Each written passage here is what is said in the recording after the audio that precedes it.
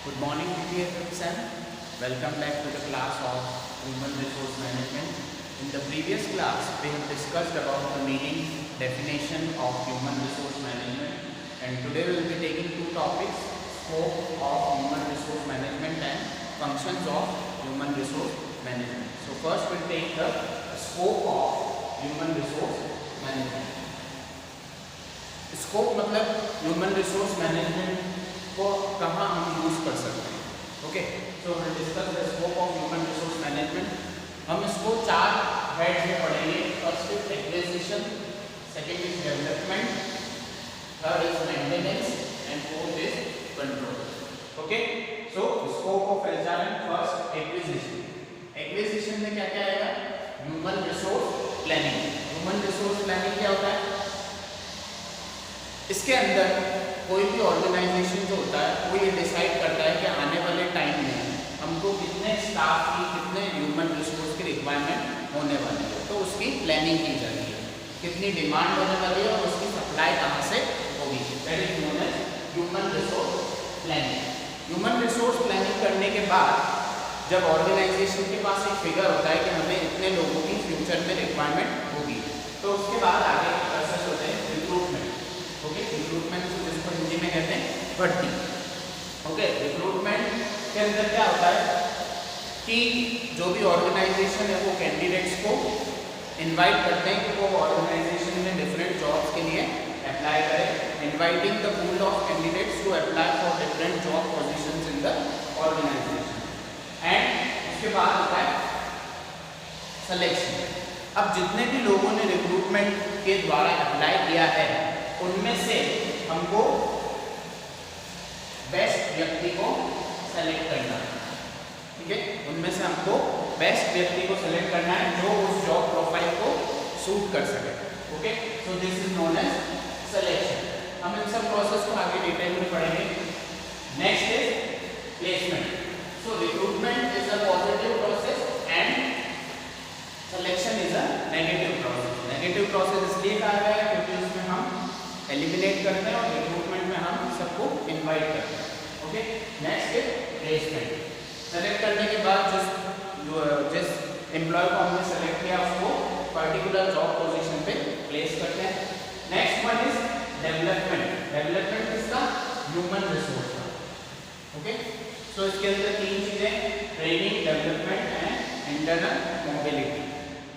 Training, हम जो lower level जो एम्प्लॉयज होते हैं, जो टेक्निकल डिपार्टमेंट जुड़े हुए होते हैं, उनको हम जॉब से रिलेटेड ट्रेनिंग देते हैं. That comes under the development part. And human resource development. Development is made for the executive और managerial persons. Okay, and third one is internal mobility. Internal mobility मतलब कि कोई अगर अच्छा काम कर रहा है तो उसको प्रमोट किया जाए, कोई अगर अच्छा काम नहीं कर पा रहा है उस पोजीशन पे तो उसको डिमोट किया जाए. That is known as internal mobility. Internal organisation में प्रमोशन और demotion.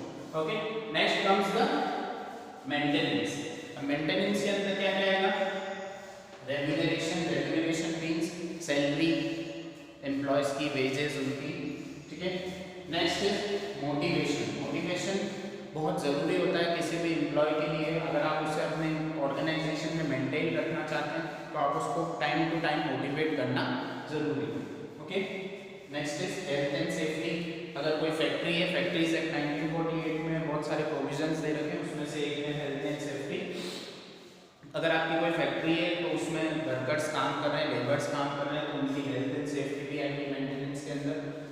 Fourth one is industrial relations. दूसरे इंडस्ट्री से रिलेशंस रखना. Fifth one is performance appraisal. Performance appraisal एक प्रोसेस होता है जिसके द्वारा हम एम्प्लॉयज जो काम कर रहे हैं ऑर्गेनाइजेशन में उनकी परफॉर्मेंस को मेजर करते हैं. Okay, that is known as performance appraisal. And last one is control. इसके अंदर तीन चीजें आती हैं: एचआर ऑडिटिंग. एचआर ऑडिटिंग नया कॉन्सेप्ट है. तो इसके अंदर क्या होता है? जो भी policies, practices, procedures human resource से रिलेटेड ऑर्गेनाइजेशन फॉलो कर रहा है, ठीक है, उनकी ऑडिट की जाती है. आर दे वो बेस्ट प्रैक्टिसेस है या नहीं है.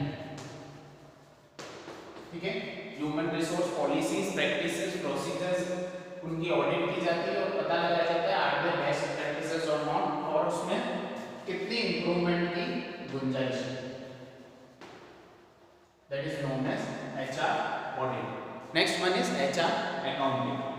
एचआर अकाउंटिंग में ह्यूमन रिसोर्स जो होती है उसको एक एसेट की तरह ट्रीट किया जाता है।